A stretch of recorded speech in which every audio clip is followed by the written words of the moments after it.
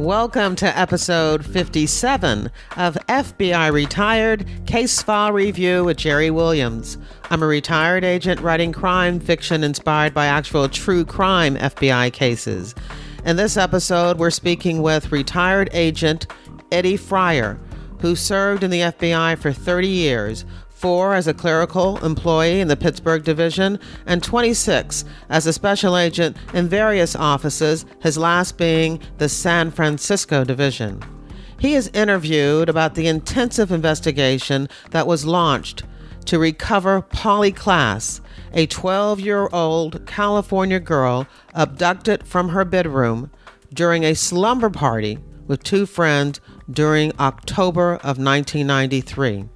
Eddie Freyer was the case agent who, working in conjunction with his partners from the Petaluma Police Department, worked countless hours for more than 60 days without a single day off, desperately trying to recover Polly and to identify the stranger who had abducted her. Their main goal, their main hope, was to bring Polly home alive. The Polly Klaas child abduction investigation became a major national story. Parents across the country could relate to the fear and were horrified that a child could be taken during the middle of the night. Eddie Freyer is currently an investigator with the International Criminal Investigations Assistance Program and travels around the country and the world conducting presentations about the Polly Klaas abduction case and talking about the lessons he learned during the investigation. This is one of my most heartbreaking episodes. I want to make sure that we get to that interview, but I do have a few things that I want to talk to you about. First thing is that this is March Milestones. That's what I'm calling it, because during the month of March, I will be celebrating 2 major milestones. The first, my 60th birthday. And yes, I'm going to be 60 years old. I mean, it seems just like yesterday that I was 25 years old and graduating from the FBI Academy. Let's move on. The second milestone is that I will reach 500,000 or 500,000 downloads of FBI Retired Case File Review episodes. That's another milestone, especially for a podcast that I started as a whim. I've been very honest that I began this podcast simply as a way to connect with potential readers of my crime fiction, but this podcast has become so much more than that. As a matter of fact, I have to admit, I now put more time into the podcast than I do into my writing. But I am working on the second book and hope to get that out by the end of the year. So, with these major milestones, we got to celebrate. So what I decided to do is to give away some cool FBI Philadelphia and FBI crime fiction swag. I will talk to you more about that contest at the end of the interview, but the main thing that you need to know is if you go to my website, wait for the pop-up, sign up for my newsletter, you are automatically entered. The other thing that I want to tell you is that I officially now have more than 50 reviews on Amazon. I got 2 more in this week that were absolutely fabulous, and I want to read those to you real quick. One is from an Amazon customer, and it starts out, Tingle and Tangle. An attractive female agent throws a web over a corrupt bureaucracy, but finds herself trapped in a tangle of her own. All this within a setting of strip clubs, scandals, and power plays. A sex ride through the FBI scene, written by a former agent who knows how to use her experience in the details. Keep writing, Miss Williams. The second one is from Holly, and Holly says, "Come for the book, stay for the podcast. I'm a big fan of the podcast. Nowhere else can you get to hear former FBI agents talking about their careers and their cases. Makes for great listening. The book was fantastic. The lead female character is smart, complex, and realistic. The story is full of twists and turns. What's not to like? Highly recommend. So thank you very much, Amazon customer, and thank you very much, Holly. After the interview, we'll talk a little bit more about the March Milestone contest that everyone who signs up for my newsletter has a chance to win. But for now, let's get on with the show. I'm pleased to introduce my guest, Eddie Freyer. Hi, Eddie. Hi. I am absolutely thrilled to talk to you because I know that you talk about this case all over the country, even internationally. So to have you on my podcast, giving us an insight into this unbelievable kidnapping case is just fantastic. So thank you so much for agreeing to let me interview you. Jerry, it's my pleasure. Thank you very much. Now, I don't know how much interviewing I have to do because, again, you do this presentation a lot. I understand you actually did it last night. Yes, I gave the presentation to a group of law enforcement officers who are taking an investigative course in Sacramento, and I had an audience of about 30 detectives and ran through the presentation. It usually takes about 3 hours to do the case study. Well, we don't have 3 hours, but hopefully we can get as much of the details as possible in this next hour and a half. Before we get started, though, I'd like to learn a little bit more about you, when you joined the FBI and why you joined the FBI. Can you give us a really brief rundown of your background? Sure. I came into the FBI in 1972. Interestingly enough, I came in as a clerk in the Pittsburgh office in April 1972, 1 month before J. Edgar Hoover died. So I have hanging in my office here my appointment letter that has the signature of J. Edgar Hoover, which I display very proudly. I spent about 4 years as a clerk in the Pittsburgh office. I went to night school to the University of Pittsburgh, earned a degree in administration of justice, and then entered new agents training in 1976. My first office was Phoenix, Arizona. I spent about 4 years in Phoenix, then was transferred up to San Francisco, did a number of assignments in San Francisco, including bank robbery, fugitive squad, a few years on, the surveillance squad. And then in 1989, I was transferred up to the Santa Rosa Resident Agency, which is in Northern California, about an hour and a half north of San Francisco. Beautiful RA. And had a wonderful assignment there until about the year 2000. And I was asked to become the senior SWAT team leader in San Francisco. And I finished up my career and I retired in 2002, right after the Winter Games in Salt Lake City. And I wanted to finish my career on a high note after 30 years. And the Winter Games in Salt Lake City was a high note, and I retired a month later. Well, that's pretty fascinating. I can't believe that you left the Santa Rosa Resident Agency to go back into the big, bustling, hustling city of San Francisco. Well, it was a plea by the front office to take over the SWAT team. I had been on the SWAT team for about 17 years. It was a great assignment. I knew that the Olympics and other things were coming up, and I wanted to take that assignment for a couple of years, knowing that I was going to retire in 2002 anyway. When you first learned about Polly Klaas, how long had you been in the Santa Rosa RA, and did you have a good relationship with the local law enforcement? Well, I was notified on the night of the kidnapping. What happened on the night of the kidnapping, it was a Friday night, October 1st, 1993. The kidnapping occurred about 10:30. The Petaluma Police Department responded, and about 11:15, they put out their first bolo. The bolo went out on the network. It was put out over NCIC. And the San Francisco office, the night clerk down there read the bolo that there was a potential kidnapping in Petaluma, and they were keen enough to recognize that might be something we would get involved in. They called me shortly before midnight and said, hey, we're getting a bolo that there might be a kidnapping going on in Petaluma, which is out of the area that Santa Rosa handles.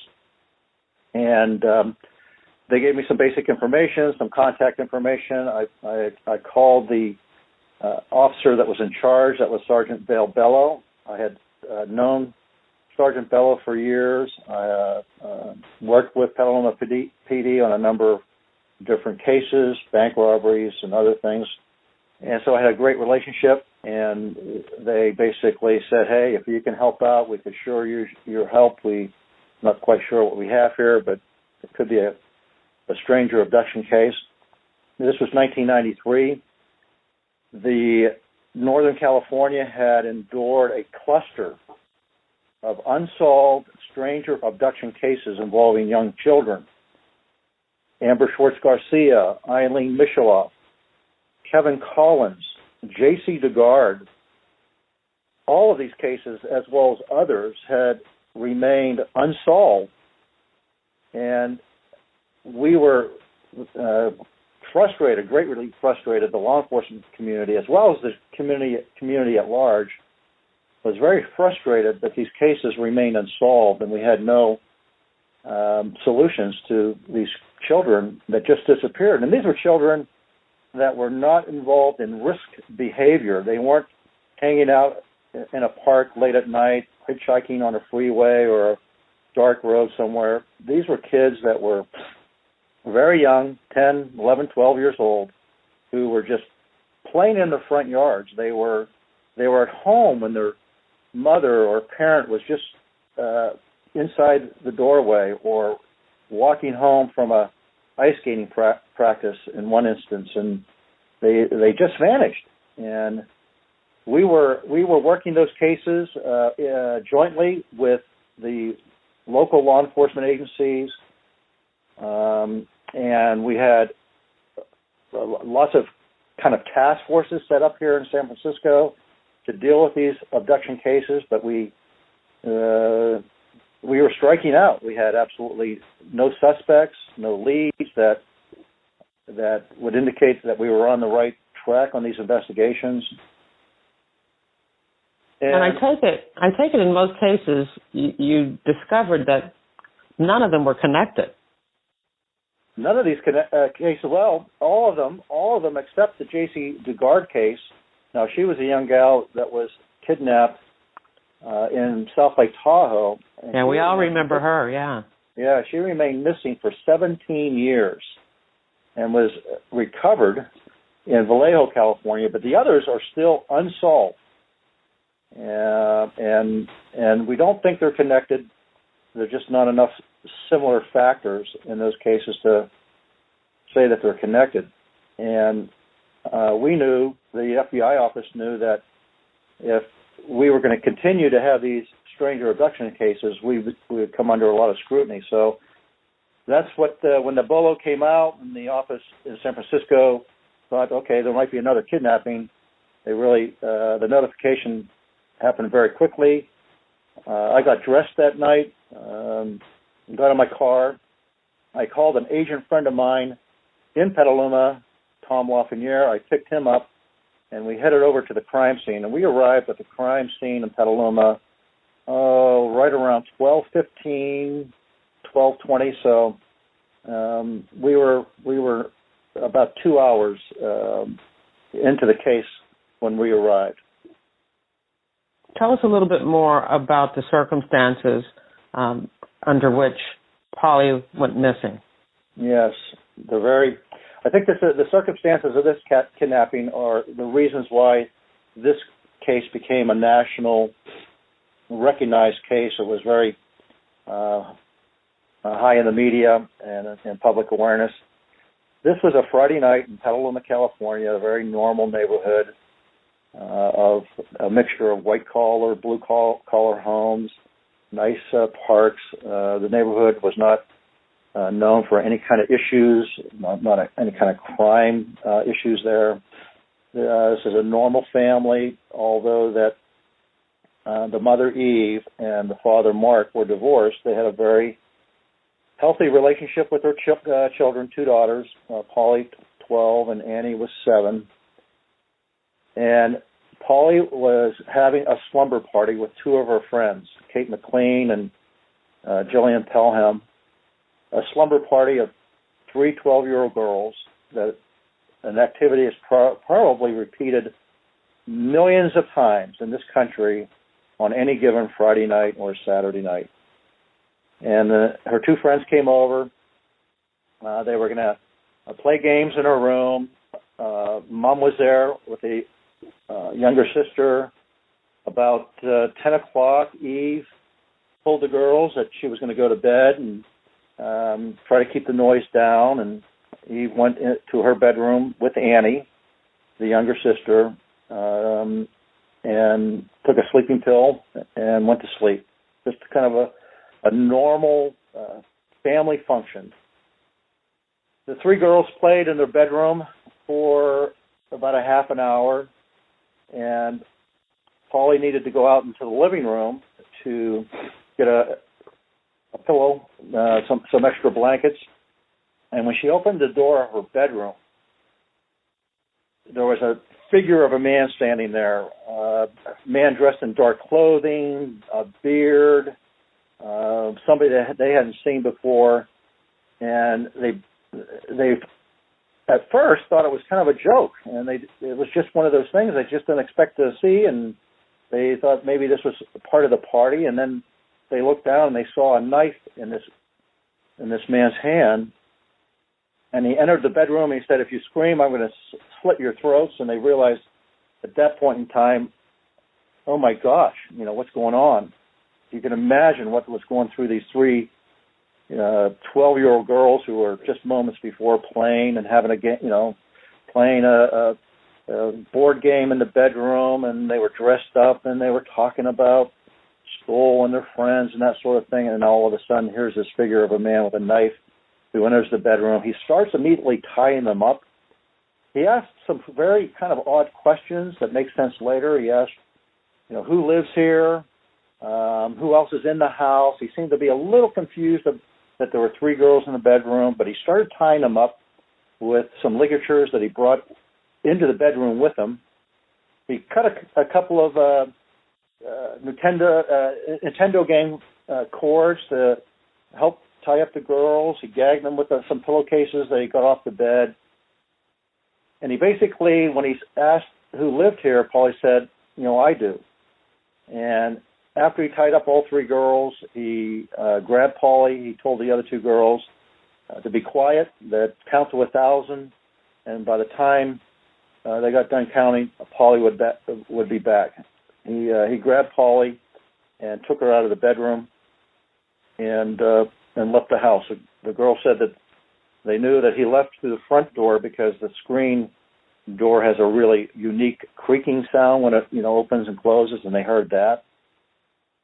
The girls kind of waited for just a few moments. They quickly kind of scrambled, got themselves untied a little bit, and then went in and woke up Eve and told them of what had just occurred. Of course, Eve is now coming out of the sleep, and she's a little confused, but she immediately calls 911. And Petaluma Police arrive a few minutes later, so their arrival is about, we estimate about 10:40, 10:45, I believe. It's about the time when they arrive. He asked who lives here. It doesn't sound like he was actually stalking Polly. Did he just pick this house? Did he know young girls were there? Well, that's a very good question, Jerry. The fact that when he asked who lives here is very important to this case and understanding what happened.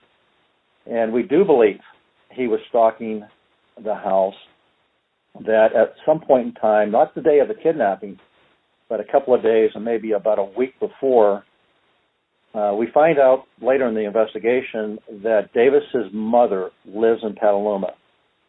Davis had been recently paroled about 6 months before this kidnapping from a prior charge of kidnapping and assault.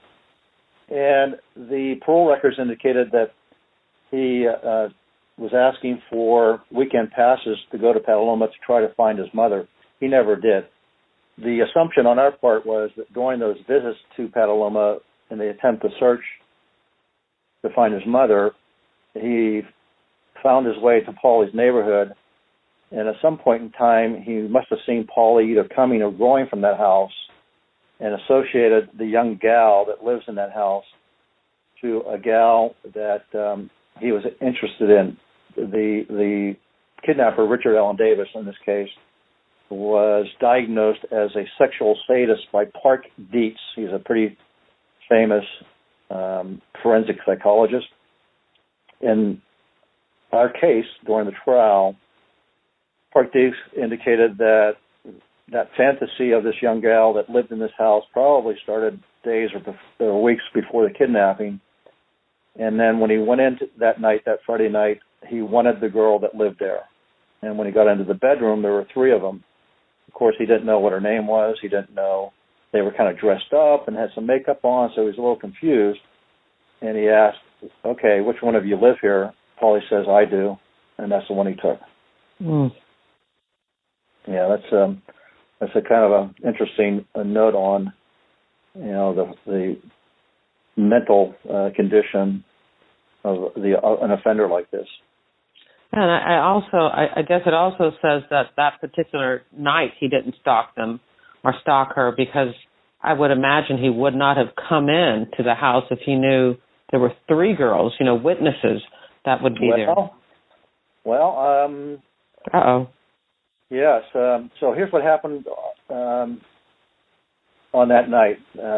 He entered the room, as I said, and they immediately tied up the girl. So he had some ligatures, but he didn't have enough ligatures for three girls. He had certainly two ligatures and a hood device made out of a silky white cloth, and that was prepared prior to the kidnapping, so we have premeditation certainly established.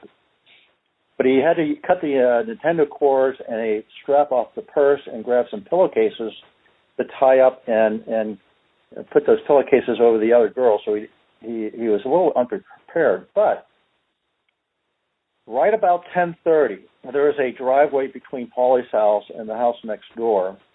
The driveway goes between the two houses back to a cottage that's just a few feet from the back door of Polly's main house. In the cottage is Mr. Sean Bush. He's about a 24-year-old young man who rents the cottage from Eve, and he's in there this Friday night. It's a warm October evening with a friend of his, and they're watching a movie, and his front door is wide open, but looks out onto the driveway. And he says that he's right inside the door. He's watching the movie. At 10:30, thereabouts, he catches a movement out of the corner of his eyes, and he looks down the driveway, and walking right down the driveway at 10:30 is a figure of a man. And he walks down the driveway, passes within just a few feet of him in the open door, so they had to know they saw each other. He sees this figure of a man walk up onto the back porch of the house, open the back door, and enter the house. And then he says, I continue to watch my movie. That is the kidnapper. That is Richard Allen Davis. And we go, Mr. Bush, help us out here. Why didn't you have some suspicions or do something? He said, what do you mean? This guy acted as normal as could be. He wasn't creeping around. He didn't act suspicious at all. I was not concerned because his behavior was just normal. He walked into that house as if he knew that back door was open. I didn't think one thing about it. Jerry, does that sound like behavior of somebody that is going to kidnap a 12-year-old girl out of her house? No, especially if the neighbor says that he looked right at him. Yes. They passed within feet of each other. They had to see each other.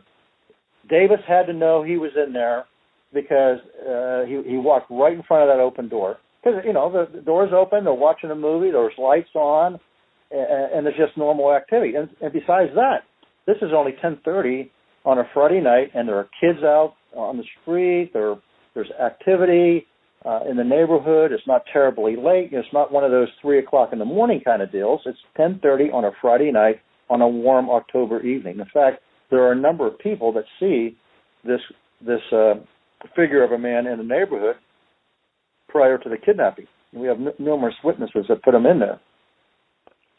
The understanding of somebody that is a sexual sadist now becomes a little more clearer, is that he is now operating not as a normal person. He is absorbed by a fantasy.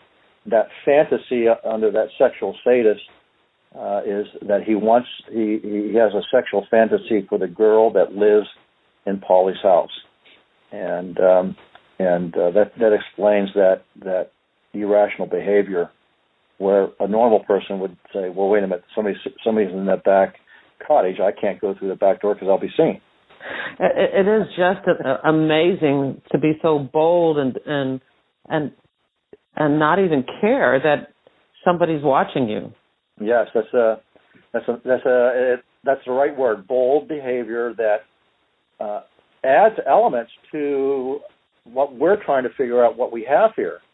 And when we get those kinds of information, and we're trying to piece this case together, mom and dad are divorced, Friday night slumber party, mom's at home, people are on the street, a guy walks down the driveway, up on the back porch, enters the house like he knows that back door's open, is not acting in any way that arouses any kind of suspicion, and we're trying to figure out, as investigators, what we have. And I have to tell you that my partner initially was Sergeant Valbello for the first half of the investigation, and then later became Mike Meese. But certainly in those early weeks, we weren't convinced that we actually had a stranger abduction here, and a lot of the investigation was driven towards other theories. Was this a parental custodial issue? Was it a boyfriend kind of involvement kind of deal? Because the indicators were pointing in multiple directions, obviously. However, I'll tell you this, though, on that first night, when Vale said, and I basically made a decision on the assumption of how we're going to move forward, I said we ought to assume that this is a stranger abduction case because we will probably get a lot of resources to help, resolve the incident, which we did. Let me ask you just one quick question. It sounds like the door was unlocked. Well, the back door is normally locked. As a policy, Mother Eve says that either she or Polly would normally lock that door, but she tells us that as part of the deal of allowing the slumber party and the girls to come over, she asked Polly, "Hey, would you clean up? Can you sweep the floor, clean up the kitchen a little bit?" And at the back door, there's a little kind of a pantry storage area, and that's where the vacuum and the mop and the brooms and the cleaning stuff are kind of stored. And Mom assumes that while Polly was doing those chores prior to the slumber party, she went in and out of that back door and probably just left it open. And then the party started, and nobody really thought about the back door. But normally it is locked. Yeah, that's very scary. Very scary.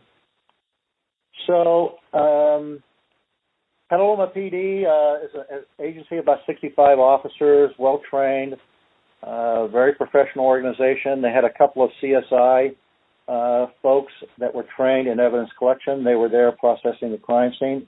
Remember, this is 1993. The FBI was just starting their evidence recovery team program, the ERT. San Francisco had a fledgling evidence recovery team, and I knew very little about their capabilities, but I knew they were there. And I asked Val, hey, would you mind if I called out the FBI's evidence recovery team to come up and assist in the processing of the crime scene, the bedroom and the house and whatnot? And his response was, absolutely. We can use whatever you can bring. I put a call into the supervisor at the time, who was Lillian Zilius, and woke her up about 3 o'clock in the morning, and she said, well, I'll activate the team, but what's your call on this? And I said, well, my call is it's a stranger abduction case. She said, well, if that's your feeling, we'll call out the team, which they did. They arrived about 4:30 in the morning, and we had neighborhood canvases going on. We had perimeters set up. Searches were being done. The Sonoma County Sheriff's Office had their helicopter up, searching the parks with searchlights and that sort of thing. Our evidence recovery team kind of took over the crime scene and started processing that. About that time, I told Vale, well, we need to get down to the PD and set up a command post, but before we do that, let's talk to Mom. We went over, talked to Eve just briefly. I tried to articulate what was going to happen over the next day or so. If it lasted that long, we were going to have agents there. We were going to do certain things on the phone. We would probably have her come down to the police department the following morning to do some other things. And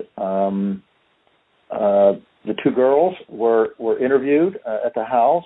We called a sketch artist from San Rafael PD.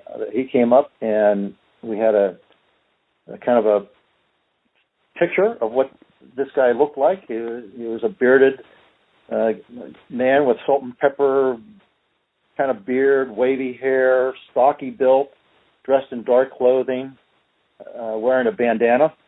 That's pretty much what we had. And Vale and I went down to the PD, set up a command post, because I suspected we were going to be inundated with calls and leads, and we needed to be prepared. Certainly there was a lot going on in the neighborhood. Searches were being conducted and neighborhood canvases and that sort of thing. We notified our polygraphers. We had two great polygraph examiners in San Francisco. We got them up pretty early to start doing some polygraphs with the father and the mother and that sort of thing. Now, is that standard procedure?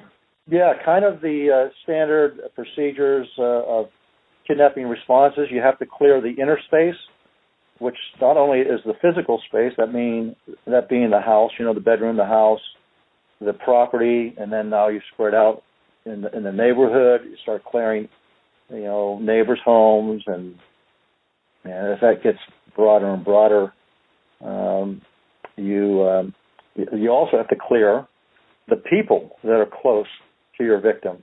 You have to clear mom and dad, maybe uncles and aunts and people who are close to your victim, because, quite often, many of these cases involve custodial issues and people that know the family, and you want to clear those before you move out into, unknown suspects, registered sex offenders in the county and surrounding areas. And we eventually started doing that in the investigation. This case, Jerry, in very quick order by Saturday morning, got onto the media, and certainly within the first 48 hours became a national story. Again, probably because it involved a 12-year-old girl in her home doing a normal activity that most of us can kind of identify with, and it just resonated with so many folks. It hit the national media pretty quickly, and it stayed there for 65 days during the entire investigation. That benefited the investigation in some ways, and it also has some negative impacts to the investigation. I would imagine when it became so big, and people from across the country, are calling, that you're really increasing the number of false leads that you're going to get. Somebody in New Jersey is saying, I saw her, Sure. It just Sure. We have plenty of those. We have plenty of those. It was ironic. San Francisco FBI was gearing up for a new phase in the Unabomber case. And they had brought out for this new phase the FBI Rapid Start Team. And they were down in San Francisco getting set up to kick off this new phase in the Unabomber case and anticipated getting a lot of calls and leads. And on Saturday afternoon, or it might have been Sunday morning, I received a call from a supervisor in San Francisco, and they were very, very generous. They said, Eddie, we got Rapid Start out here for the Unabomber.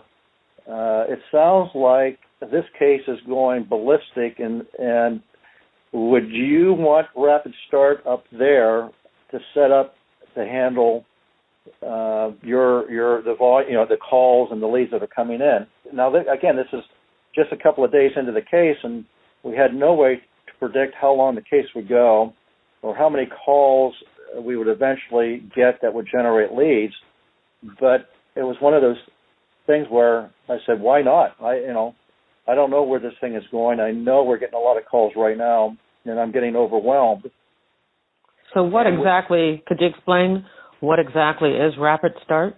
Yeah, Rapid Start is the first generation of a computerized lead management system where on a case that has just a high volume of leads and information, you computerize all that information into a system that is searchable and retrievable. It tracks those leads through a system where the leads are assigned to a team. The team, you can track those leads as a management tool and follow the development of those leads, whether they need additional resources or time to be completed. And it's really the only way to handle a case of this magnitude, because you just can't keep all that information in your head, and you certainly can't chart it up on butcher paper on the walls like we used to do in the old days. And it's called Orion now. It's gone through a couple of generations in the development of this lead management system or case management system. But this was the first generation. It was called Rapid Start. And they brought up these folks with all the computers, the forms, and they were set up by Sunday night. And thank God they were there, because before this case was over, we received in excess of 60,000 tips. Wow. Phone calls, walk-ins, self-generated tips. And how many of those did you actually do something with? Yes, very good question. Here was our system. Out of the 60,000 tips, we generated 12,000 and change actionable leads. Now, here's what I tell folks about that. Leads are this. Leads could be, and typically our teams were one FBI agent and one detective. And we would send out these teams. A lead could be, you send out a team and they would cover a lead, they go interview somebody, they come back, do a quick little report, close out the lead. It costs those two investigators an hour. That could be one of the 12,000 leads. Or one of those leads could be a lead where Vallejo PD called us about 2 weeks into this thing and said, hey, it was on a Friday night, and they go, hey, we arrested this guy who was breaking into a home over here. The home is occupied by a mother and a 12-year-old daughter.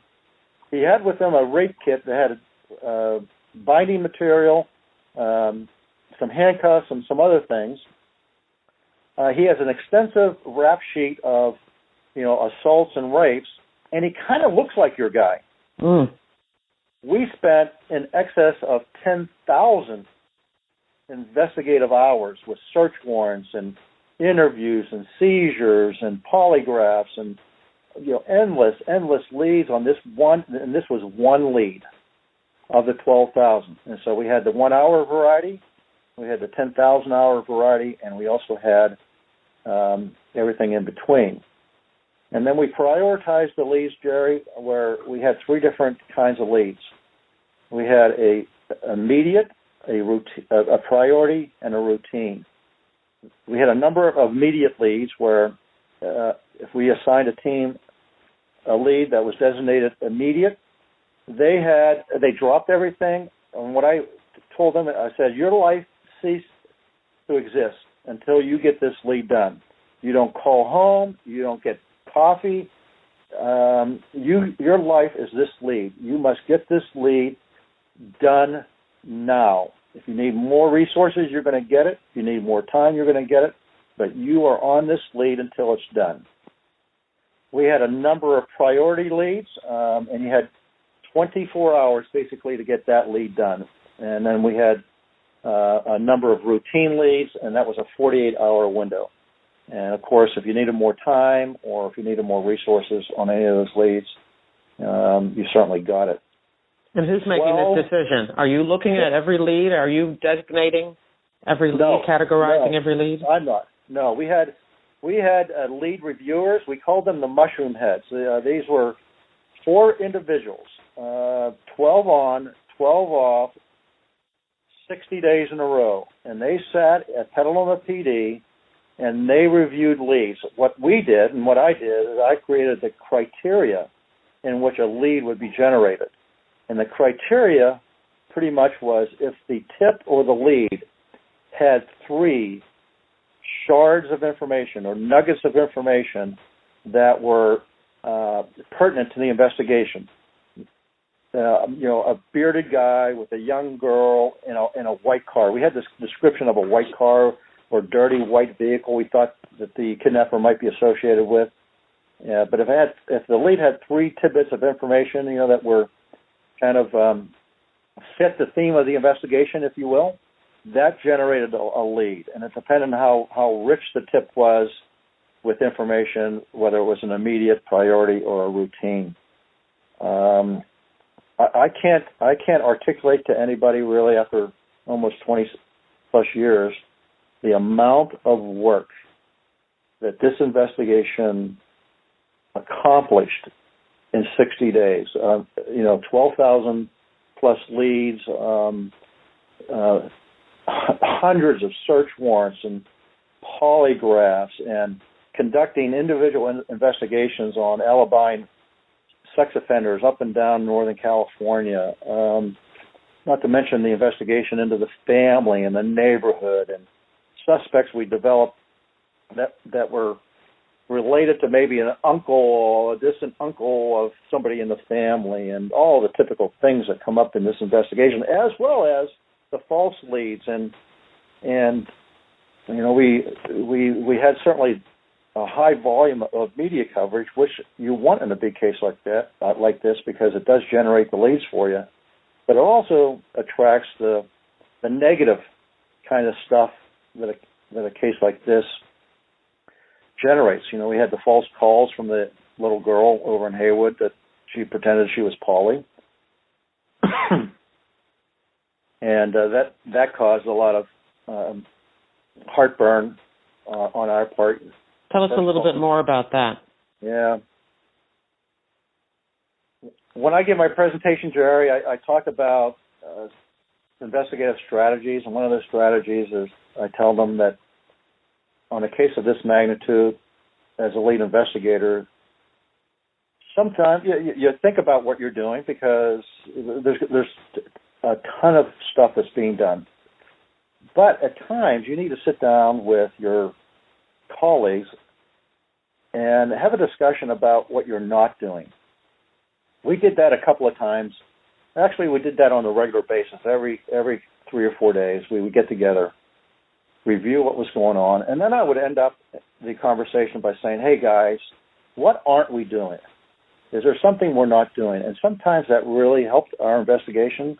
It identified some things that we hadn't considered before, and measured the value of that and made a decision on what we were going to do. unfortunately, we didn't do it enough. In a good instance, a couple of days into this investigation, because of the high media coverage, Mark Klaas got a call at his home. It was a young gal's voice. She said she was Polly. Mark Klaas was convinced it was his daughter. She said that she was at a hotel. She didn't know where she was, that she couldn't talk for very long, and the call really only lasted less than a minute. We had set up a trap trace on Mom's phone, because that's where Polly lived. We did not set up a trap trace on Dad's phone. Wow. We didn't think that at the time was a place where a call would come in. And we lost that opportunity to determine where that call came from. I would take it that call gave you some hope, though. That gave us some hope, for sure. But I wondered if I was going to have much of a career if that turned out to be Polly Klaas and we missed the opportunity to find her. We obviously set up a trap trace on that phone as well as additional phones, not knowing if anything would happen. And 3 or 4 days after that first call, unbelievably, a second call came in from a girl. This time, Mark wasn't home, but his Jerry, I want to say his brother answered the phone. Yeah, but it wasn't Mark that answered the second call. Same thing, said she was Polly. And we traced the phone back to a residence in Hayward, California. And I'm telling you, when we got that information that it was potentially the same girl, we contacted the Hayward FBI office. They scrambled a couple of agents. I think it was only 4 or 5 of them that were around, and we said, hit it like right now. And they went over to this location. Didn't need a search warrant because it was exigent circumstances. They hit the house, guns drawn. They get into the house. It's a kind of a normal family, and they're just basically shocked that the FBI is coming in with their ray jackets and guns drawn, telling everybody to get down. And they do a search of the house. No sign of Polly. They get everybody separated, secured. They sit down with this normal family who is basically in shock of what just happened, and they have a young daughter there, and through this exchange, the young daughter missed making both phone calls. Wow! Now, why would she do that? Well, again, remember now this case is really a high-profile case by now. It's in the media. Everybody's watching it. Kids are talking about it at school. And this was kind of a dare. One of her friends said, talking about the Polly Klaas case, and somebody must have said, wouldn't it be great if we just called and impersonated Polly? And they thought it would be fun to do that. You know how young children sometimes make wrong decisions. And this gal decided to do it. Mark Klaas's phone number was in the phone book, and they found it, made the call, and we had a very serious talk with that young girl, and by the time we were done, I can tell you she got the message. Wow. Well, let me ask about you. I mean, and you don't have to answer this question if you don't want to. It's a personal question. Do you have kids? Do you have a young daughter at this time? Yes. I had a family of 3 children, two young daughters, and a son. What kind of emotional roller coaster are you on? I mean, first, you feel like you failed because you didn't have the phone number tapped at Mark at the father's house, and then you think that you've found this girl and you go to the home, and it was just a prank. I mean, what kind of emotional, I can't imagine. A huge emotional roller coaster ride. You have hopes that she's alive. We know statistically that when young children are kidnapped after the first day or so, chances of a successful recovery are greatly diminished. We know that. You know, this is now a week or 10 days into the case, and we get this first indication that maybe she's alive, and now we have a chance to recover her. And we act very quickly, boldly. We find the location, and then all of a sudden we find out it's a prank. It's a huge letdown, no doubt about it. Mm. But these are kinds of cases that generate these kinds of things, and this was not the first time we, had our hopes up. There was a number of these kinds of roller coaster up and downs where we thought we had a good chance, a good lead, and then you get let down at the end of it. But you just have to kind of, pull your pants up, get ready for the next day, and hopefully you get a good lead, the next day. It's unbelievable. Yes, yeah. We had.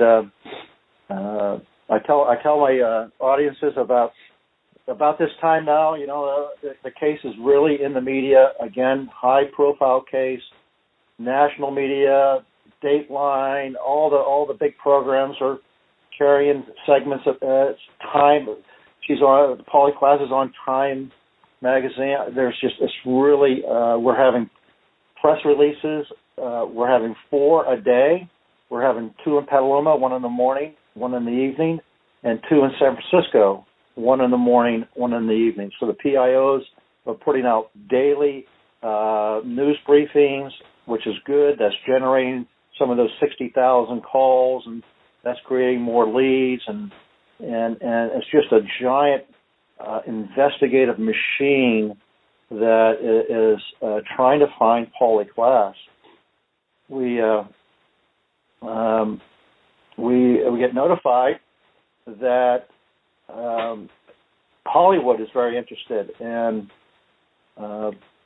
almost unannounced, but not quite. We got very short notice that Winona Ryder was coming up from Hollywood, and she wanted to offer some assistance. She was down in Hollywood reading the paper and watching the news, and she decided that she wants to help, like a lot of people were at this time. Did she have a connection to the family or the area? Yeah, she does. She actually grew up at a younger age in Petaluma, and so she has a connection there. And she flies up on Harrison Ford's jet, comes to Petaluma, and wants to meet with the investigative team. So it's the chief of police, myself, Vale Bello, a few other lead detectives, and she says, "Well, myself and some Hollywood friends want to offer some reward money." We say, "Well, that's very generous. What are you thinking?" She says, "Well, we want to offer $2 million." Whoa. Yeah, I said, "Whoa." And I said, "Slow down, cowgirl. Thank you very much." But we had a discussion, and we agreed to accept about $250,000 from her. Now, why not $2 million? Well, that was a discussion that we had because we thought if we took the full $2 million and put that out as a reward, that would really generate a lot of crank calls, people looking for reward money that really didn't have any information. But we felt that a good compromise would be a substantial award that would keep the case in the public awareness realm, and but not attract too much of a negative backlash on it. So $2 million was a little bit over the top, but $250,000 is still a hefty reward. She also offered to make a press release that evening, and we sat down with Miss Ryder and said, "Hey, could you stick to a script?" And we wrote out a little kind of a script, and she agreed to that. She did great. She went out that evening. We had a press release at Petaluma PD. I think our press releases were like at 4:30 or 5, to hit the evening news cycle.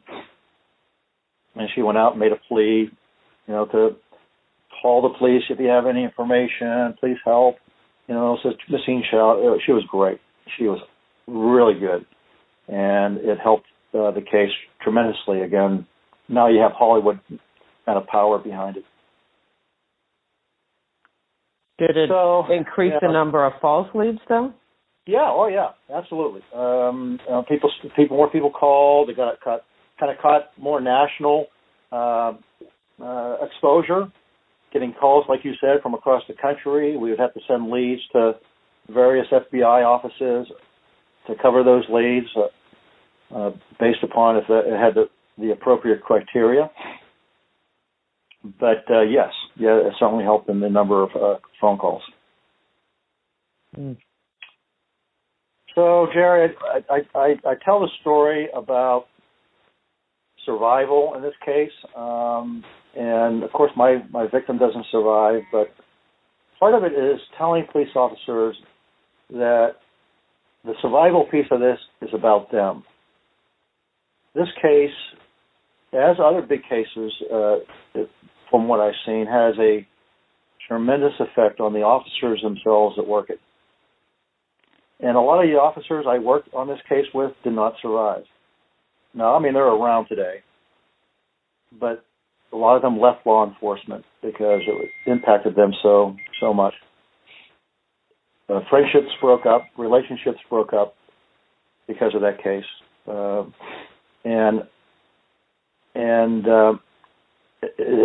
cases of this magnitude bring a lot of pressures, high expectations that a lot of people just can't handle, as well as FBI agents.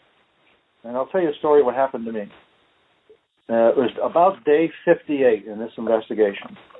It was a very particular bad day. The family was really hard on us because we lacked any real progress in the case. Certainly didn't have any answers for them as to where Polly was, who might have had her, who kidnapped her. The media was very hard on us, again, because we lacked any solid leads or could not identify any suspects. And I had just gotten a call that same day from the FBI office in San Francisco, and their question to me was, how long can you sustain this investigation at the level that you're running it? And I thought about that and I said, well, the calls are still coming in. We're still generating leads. I would like to kind of keep this case going, with the resources I have, which was tremendous. There's no question I had tremendous resources. How many people would you say at this point are now involved in the investigation? Oh, my gosh. Well, that fluctuated up and down. Some days I would have hundreds of officers and investigators and search people, maybe even in the thousands. Other days there'd be lulls where certain things weren't being generated at a certain pace, but then it would spike again when we get a hot lead or executing search warrants or doing surveillances. So you're managing many moving parts, and some days it's like you're almost managing a field division. And other days, you might only have 5 or 6 teams out doing leads, depending on exactly what's going on. But the office basically said, well, that's great, but we're going to give you 2 more weeks, and we're going to kind of shut it down. And that particularly hit me very hard with the other things that were going on. And I remember walking out of the command post, and I was heading towards a meeting, and I started to notice that my palms of my hands were wet. And I started to have kind of an uncharacteristic shake, with my hands, and I felt chilled. I had a hard time maintaining a coherent train of thought. And I went, wow, man, I had to get away. So I found a little office, an interview office there at Petaluma PD. Just had a desk and a couple of chairs. Closed the door, and I was sitting in there alone. And I distinctly remember thinking to myself, so this is what a nervous breakdown feels like. Wow. And I said, I am not going to survive. Honestly, I had a vision of myself in a white robe and slippers in some place somewhere that this was my breaking point. How much sleep were you getting? How much time were you able to spend at home away from this? Not much, and that was my weakness. This was day 58. I had no days off at this point in time. Had worked. I can't tell you the hours. I don't remember seeing my family much during this time. I was a runner. I was a competitive runner back in those days. I hadn't run at all and hadn't done any of the things that I normally do to relieve stress or that I feel was part of a normal life. That was totally void for 58 days. Add on the pressures of a case like this, and I was at the breaking point. I remember that Vale Bello and a few of my friends from Petaluma PD found me in that room, and they got me out of that room and took me out of there and kind of, as I say, slapped me around a little bit, but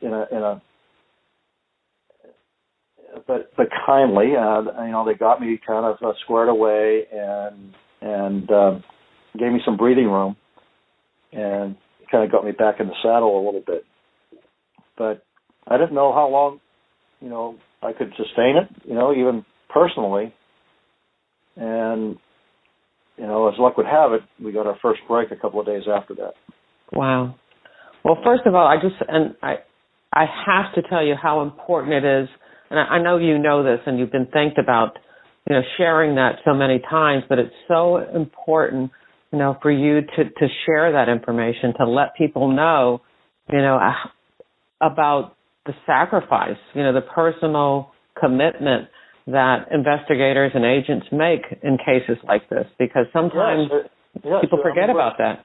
Exactly. And I think, I think a case agent or a lead investigator is the person that, I quite often told Vale, hey, go home, take the day off. I'll see you in a couple of days, take the weekend off. Or I tell some other person that had been working, endless hours, all right, you're done for the day, get out of here, And I failed to do that for myself.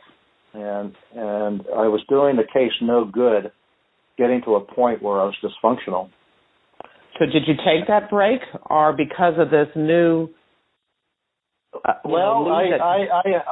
knew that if the office was only going to give me a couple more weeks, that I was going to try to just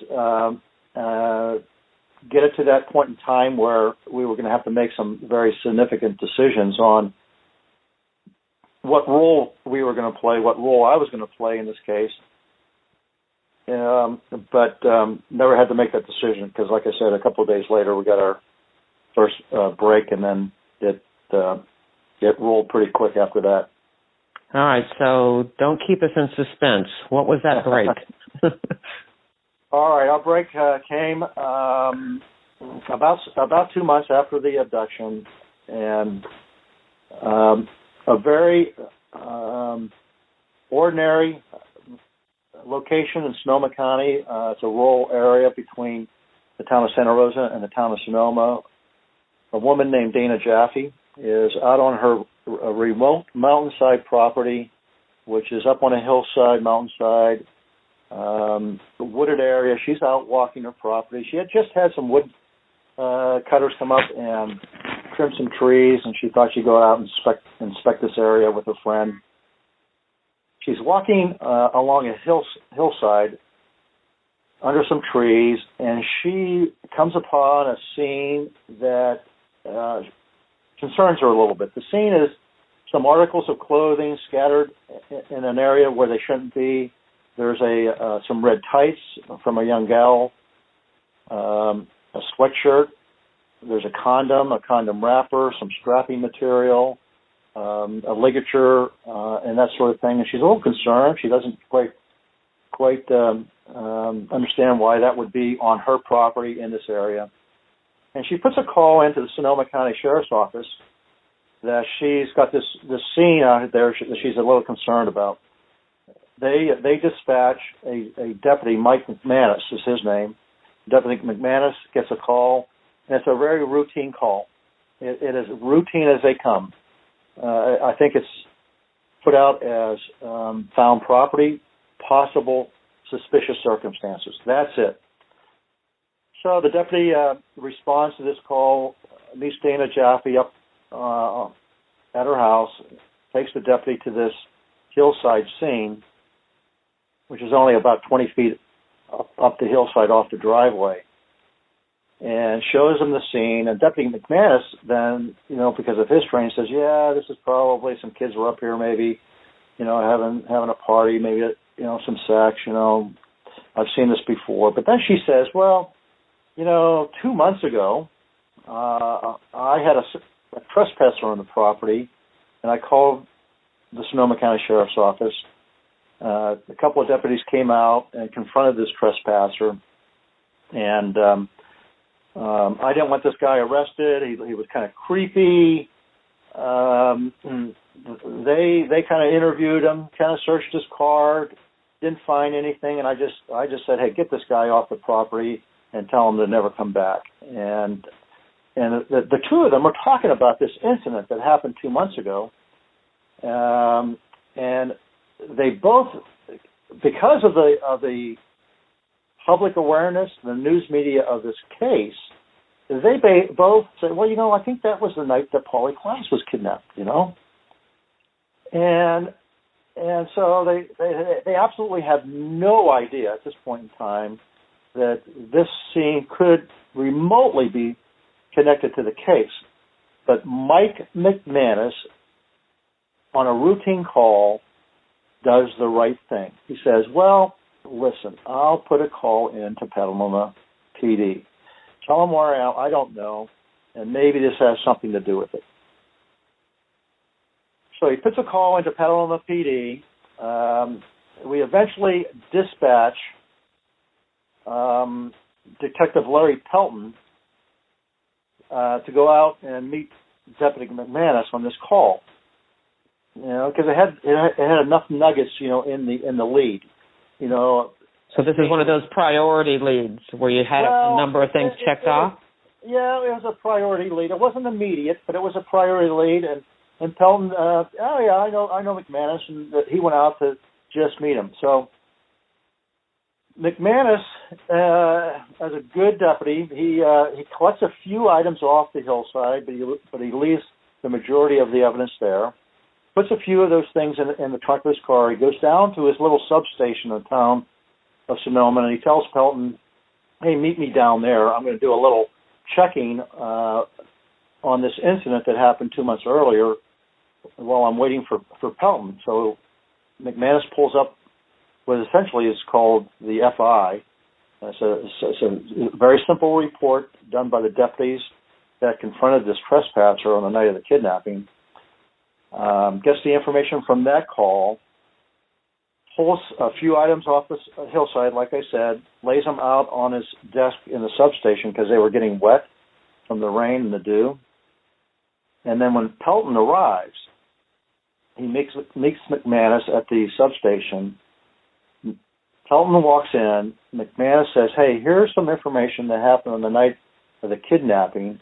This guy was stopped up on the hillside, hands him the report of the stop and this guy's criminal history statement, and said, and by the way, I collected a few things off the hillside, and here they are. And one of the things that McManus collected was a ligature made out of white silky cloth. Detective Pelton was one of the Petaluma police officers that collected the white ligatures in the bedroom of the night of the kidnapping. Wow. And he now has in his hands the information of the stop on the by the two deputies with the trespasser. He has his rap sheet and descriptive data on this rap sheet, and he looks at the white cloth and he goes, "That looks exactly like the cloth that was in the bedroom." Larry Pelton picks up the phone. I'm sitting back at Petaluma PD. I'm hardly aware that he's even down there. And he calls and says, "I need to talk to Eddie." And somebody rushes into wherever I was, and Pelton needs to talk to you right now.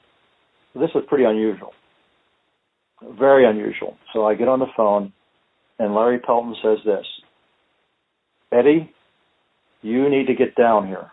What do you mean, Larry? "You and Mike Meese need to get down here. This could be it." Wow. Jerry, I tell this story. I've told this story 1,000 times. As I'm telling you right now, as it did that day, the hair goes up on the back of my neck as it is right now. Because when I recount that when he says that so profoundly, and it hasn't. Nothing like this has happened for 60-some days. And one of my trusted, seasoned investigators says, "You better get down here. This could be it." Okay. This must be really important. So I grab Mike Meese. We jump in a car. We head down there. It takes about 35 minutes to get there. In the meantime, Pelton, waiting for us to arrive, gets one additional item. That's a photograph of the guy that was involved in the trespassing. Okay.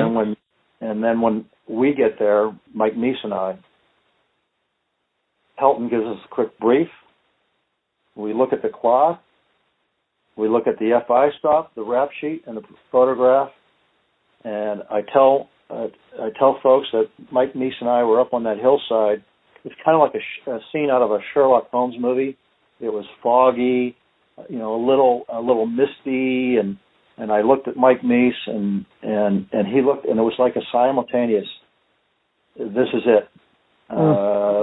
We got the break we needed, and I told Mike Meese, I said, "Mike, hang on to your butt. This is going to be a wild week." And I'll tell you, Jerry, it was more than that. Much more than a wild week, because it just rushed. The next 4 or 5 days was so much happened in those 4 or 5 days that it's almost hard to describe. And that's the end of part 1 of our interview with Eddie Freyer. As always, back at jerrywilliams.com in the episode show notes, you'll see photos of Eddie and of Polly Klaas, and there'll be links to articles and videos with more information about the Polly Klaas abduction investigation. I hope you share it with your friends, family, and associates and make it easy for you. At the bottom of the episode show notes, I have all of the social media share buttons. Just want to give you a little bit more information about my March milestone giveaway and give you some more details about the FBI crime fiction and FBI Philadelphia Division swag I'm giving away.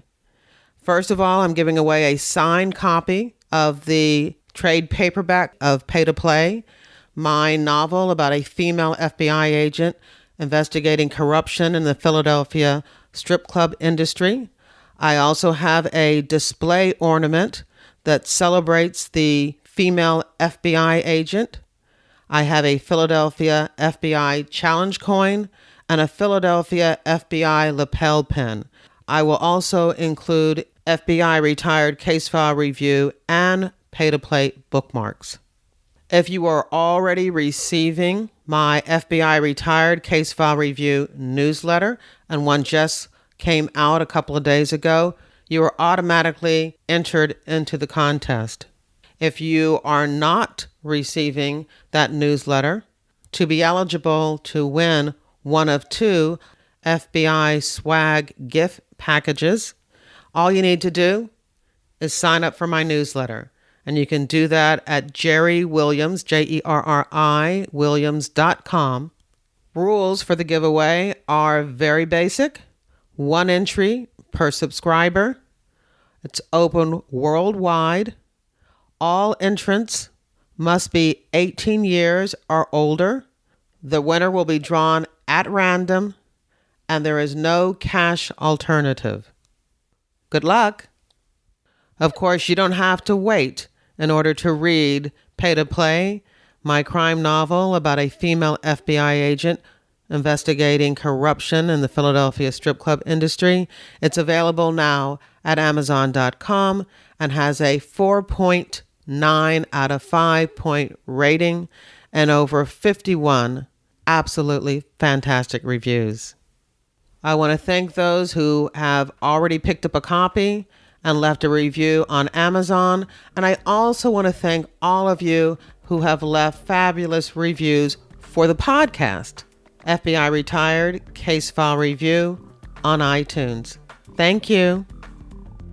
This episode was sponsored by FBIRetired.com, the only online directory made available to the general public featuring retired FBI agents and analysts interested in showcasing their skills to secure business opportunities. I want to thank you for listening, and I hope you come back again for another episode of FBI Retired Case File Review with Jerry Williams. Thank you.